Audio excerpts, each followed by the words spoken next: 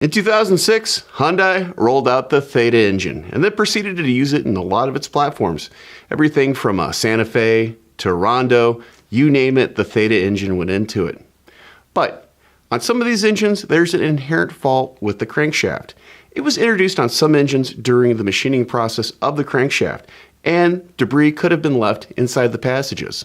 On this very small number of engines that were made between 2006 to 2012, the debris, well, it restricts the passages inside the crankshaft.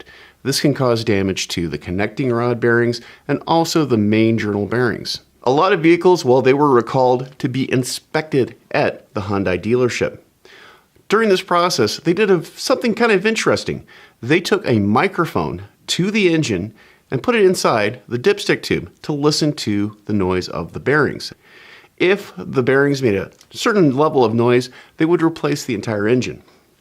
But for you at the independent shop, it's a whole nother game. If you get a Hyundai or even Kia vehicle with a Theta engine for an oil change, I want you to look at the dipstick, because as part of this recall, they actually increased the capacity of the oil pan by 0.4 quarts. And they also changed the color of the dipstick to indicate its status according to the recall itself.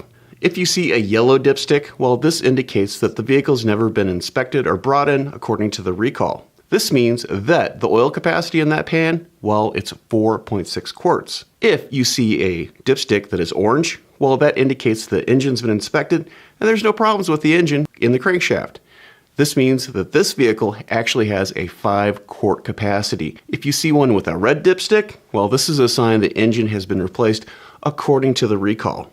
And this one has the updated oil level. So the next time you get a Hyundai or Kia in your bays that has a Theta engine, make sure you're looking at that dipstick. What color is it? What's the oil capacity? And make sure after you fill the oil, you check the dipstick to make sure it has the right amount inside the crankcase.